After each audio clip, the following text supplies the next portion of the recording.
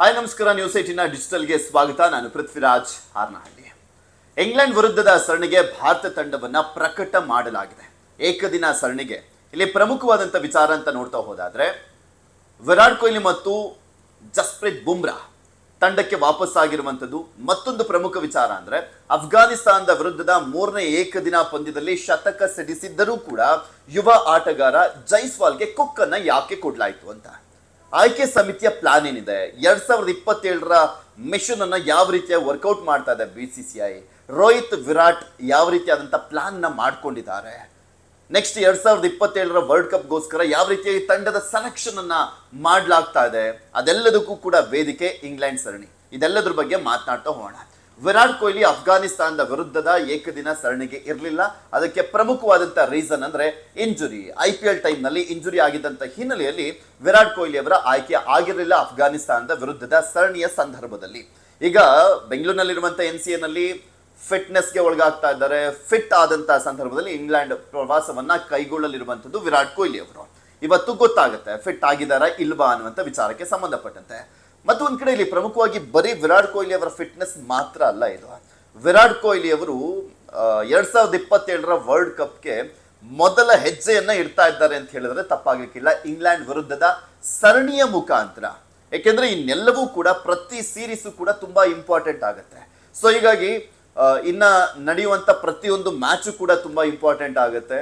ಪ್ರತಿಯೊಂದು ಮ್ಯಾಚ್ ಅಲ್ಲೂ ಕೂಡ ಜನರ ನಿರೀಕ್ಷೆ ಏನಿದೆ ವಿರಾಟ್ ಕೊಹ್ಲಿ ಮೇಲೆ ಅಂದ್ರೆ ವಿರಾಟ್ ಮತ್ತೆ ರೋಹಿತ್ ಶರ್ಮಾ ಇರುವಂತದ್ದು ಒಂದೇ ಫಾರ್ಮ್ಯಾಟ್ ನಲ್ಲಿ, ODI ಫಾರ್ಮ್ಯಾಟ್ ನಲ್ಲಿ ಮಾತ್ರ. T20ಗೆ ವಿದಾಯ ಹೇಳಾಗಿರುವಂತದ್ದು, ಇಂಟರ್ನ್ಯಾಷನಲ್ ಅಲ್ಲಿ ಮತ್ತೆ ಟೆಸ್ಟ್ಗೂ ಕೂಡ ವಿದಾಯವನ್ನ ಹೇಳಿರುವಂತ ಹಿನ್ನೆಲೆಯಲ್ಲಿ ODI ಫಾರ್ಮ್ಯಾಟ್ ನಲ್ಲಿ ಮಾತ್ರ ಈ ಇಬ್ಬರು ಕ್ರಿಕೆಟ್ ದಿಗ್ಗಜರನ್ನ ನಾವು ನೋಡ್ಬೇಕಾಗಿರುವಂತದ್ದು. ಸೊ ಹೀಗಾಗಿ ಪ್ರತಿಯೊಂದು ಮ್ಯಾಚ್ ನಲ್ಲೂ ಕೂಡ ವಿರಾಟ್ ಮತ್ತೆ ರೋಹಿತ್ ಮೇಲೆನೆ ಸಾಕಷ್ಟು ಸೆಂಟರ್ ಆಫ್ ಅಟ್ರಾಕ್ಷನ್ ಆಗಿರ್ತಾರೆ ಅಂತ ಹೇಳಿದ್ರೆ ತಪ್ಪಾಗ್ಲಿಕ್ಕಿಲ್ಲ.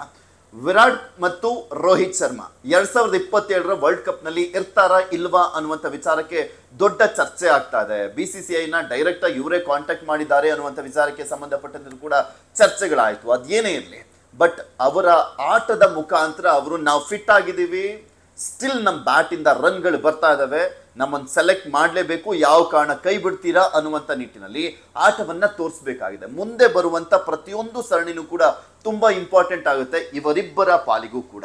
ಫಿಟ್ನೆಸ್ ವಿಚಾರಕ್ಕೆ ಸಂಬಂಧಪಟ್ಟಂತೆ ನೋ ಡೌಟ್ ವಿರಾಟ್ ಈಸ್ ಯಾವುದೇ ಯುವ ಆಟಗಾರನ ಕಂಪೇರ್ ಮಾಡಿದ್ರು ಕೂಡ ಅವರೆಲ್ಲರಿಗಿಂತ ಫಿಟ್ ಆಗಿದ್ದಾರೆ ಅಂತ ಹೇಳಿದ್ರೆ ತಪ್ಪಾಗಲಿಕ್ಕಿಲ್ಲ. ವಿರಾಟ್ ಕೊಹ್ಲಿ ಅವರ ಇಂಜುರಿನ ರೇರೆಸ್ಟ್ ನಾವು ನೋಡೋದು, ಅದರಲ್ಲಿ ಈ ಬಾರಿ ಒಂದು. ಈಗ ಫೈನಲಿ ಫಿಟ್ ಆಗಿದ್ದಾರೆ, ಅದರ ರಿಪೋರ್ಟ್ ಬರುತ್ತೆ, ಅದಾದ ನಂತರ ಇಂಗ್ಲೆಂಡ್ಗೆ ಹೊರಡಿದ್ದಾರೆ. ಇನ್ನು 2027ರ world cup mission specially Virat ಮತ್ತೆ ರೋಹಿತ್ ಆರಂಭ ಆಗ್ತದೆ. ಯಾಕೆಂದ್ರೆ 2023ರ ವರ್ಲ್ಡ್ ಕಪ್ ರೋಹಿತ್ ಶರ್ಮಾದ ನೇತೃತ್ವದಲ್ಲಿ ಭಾರತದಲ್ಲೇ ನಡೆದಂತಹ ಒಂದು ವರ್ಲ್ಡ್ ಕಪ್ ನಲ್ಲಿ ನಾವು ನೋಡ್ತಾ ಇದ್ವಲ್ಲ, ಎಂತ ಅತ್ಯದ್ಭುತ ಪ್ರದರ್ಶನವನ್ನ ಭಾರತ ತಂಡ ನೀಡಿತ್ತು. ಕಂಟಿನ್ಯೂಸ್ಲಿ ರೆಕಾರ್ಡ್ ಬ್ರೇಕಿಂಗ್ 11 ಮ್ಯಾಚ್ಗಳನ್ನ ಗೆದ್ದಿದ್ದು. ಅದು ಭಾರತದಲ್ಲಿ ಬೇರೆ ನಡೀತಾ ಇದ್ದಂಥ ಹಿನ್ನೆಲೆಯಲ್ಲಿ ಸಾಕಷ್ಟು ನಿರೀಕ್ಷೆಗಳಂತೂ ದುಪ್ಪಟ್ಟಾಗಿತ್ತು. ಫೈನಲ್ ಗೆಲ್ತೀವಿ, 2023ರ ವರ್ಲ್ಡ್ ಕಪ್ ನಮ್ಮದಾಗುತ್ತೆ ಅನ್ನುವಂಥ ನಿರೀಕ್ಷೆಗಳೆಲ್ಲವೂ ಕೂಡ ಹುಸಿಯಾಯಿತು. Australia cup ಗೆದ್ಬಿಡ್ತು. ಯಾಕಂದ್ರೆ ಆ 11 ಮ್ಯಾಚ್ ಅನ್ನ ಕೂಡ ಈಸಿಯಾಗಿ ಹೊಡ್ಕೊಂಡ್ಬಂದು ಅದ್ಭುತ ಪ್ರದರ್ಶನವನ್ನ ತೋರಿಸಿದ್ದಂಥ ಭಾರತ ಈ ತಂಡವನ್ನ ಸೋಲಿಸ್ಲಿಕ್ಕೆ ಚಾನ್ಸೇ ಇಲ್ಲ ಅಂತ ಪ್ರತಿಯೊಬ್ಬರು ಕೂಡ ವರ್ಣಿಸ್ತಾ ಇದ್ದಂಥ ಸಂದರ್ಭದಲ್ಲಿ ಬ್ಯಾಡ್ ಲಕ್, ಫೈನಲ್ ಮ್ಯಾಚ್ ಅಲ್ಲಿ ಸೋತ್ಬಿಟ್ವಿ.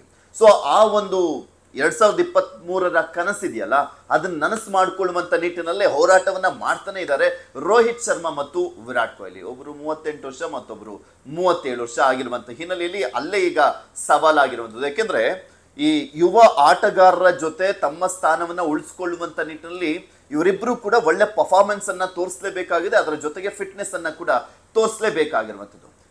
ಇಲ್ಲಿ ಮೇನ್ಲಿ ವಿರಾಟ್ ಯಾಕೆ ಇಂಪಾರ್ಟೆಂಟ್ ಆಗ್ತಾರೆ ಅಂತ ಫಸ್ಟ್ ನೋಡೋಣ.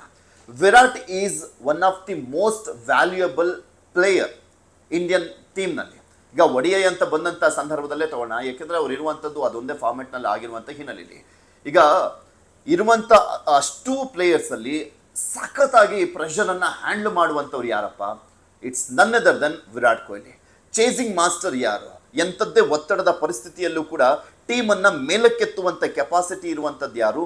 ವಿರಾಟ್ ಕೊಹ್ಲಿ ಅವರಿಗೆ. ನಾಕ್ಔಟ್ ನಲ್ಲೂ ಕೂಡ ಆ ಪ್ರೆಷರ್ ಅನ್ನ ಹ್ಯಾಂಡಲ್ ಮಾಡ್ತಾ, ಚೇಸಿಂಗ್ ಅನ್ನ ಹ್ಯಾಂಡಲ್ ಮಾಡ್ತಾ, ಅಥವಾ ಯಾವುದೇ ಸಿಚುಯೇಷನ್ ಅನ್ನ ಹ್ಯಾಂಡಲ್ ಮಾಡಿ ತಂಡಕ್ಕೆ ಬಲವನ್ನ ತಂದುಕೊಡುವಂಥವ್ರು ಯಾರು? It's none other than Virat Kohli.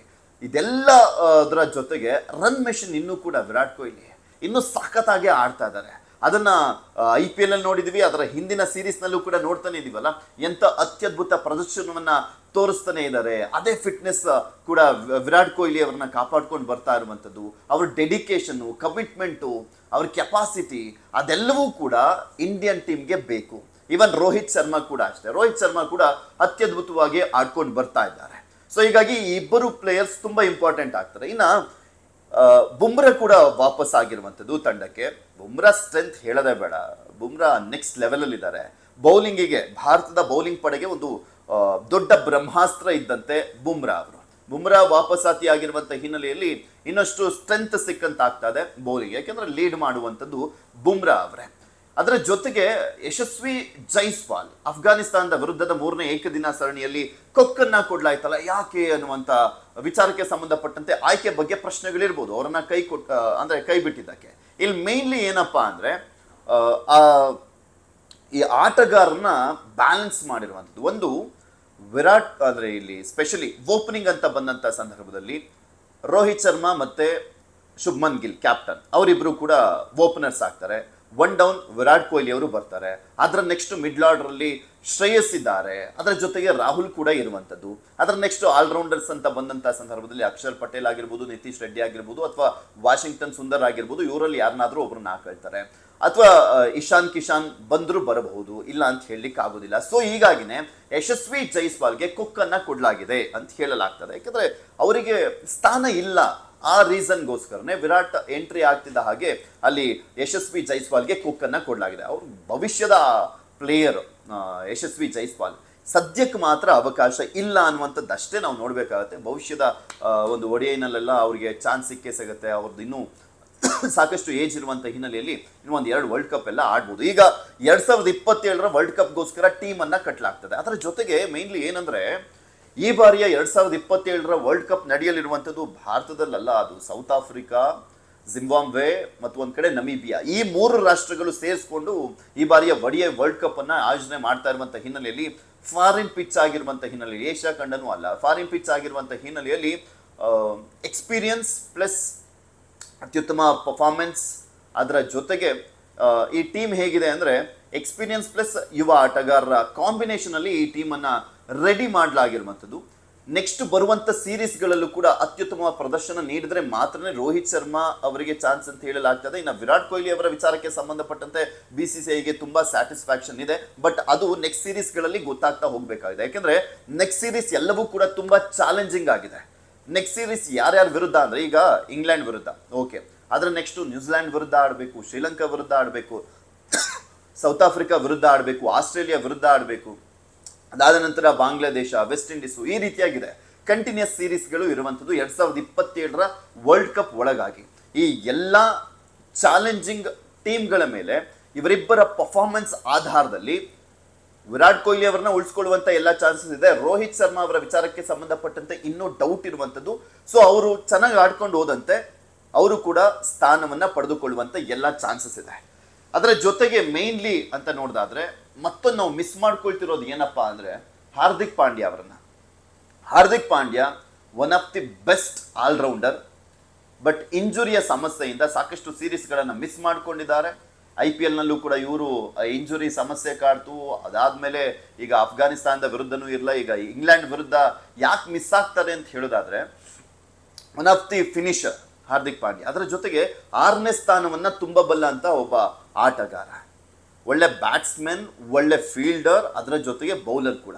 ಈ 3 ಕಾಂಬಿನೇಷನ್ ಅಲ್ಲಿ ಇರುವಂತ ವಿಚಾರಕ್ಕೆ ನೋಡೋದಾದ್ರೆ ಇದರ ಇಲ್ಲ ಅಂತಲ್ಲ, ನಮ್ಮಲ್ಲಿ ಆಲ್ರೌಂಡರ್ಸ್ ಈಗ ಅಕ್ಷರ್ ಪಟೇಲ್ ಆಗಿರ್ಬೋದು, ನಿತೀಶ್ ಕುಮಾರ್ ರೆಡ್ಡಿ ಆಗಿರ್ಬೋದು, ವಾಷಿಂಗ್ಟನ್ ಸುಂದರ್ ಆಗಿರ್ಬೋದು, ಬಟ್ ಅವ್ರನ್ನ ಯಾರನ್ನೂ ಕೂಡ ನಾವು ಹಾರ್ದಿಕ್ ಪಾಂಡ್ಯಗೆ ಕಂಪೇರ್ ಮಾಡ್ಲಿಕ್ಕೆ ಸಾಧ್ಯ ಇಲ್ಲ.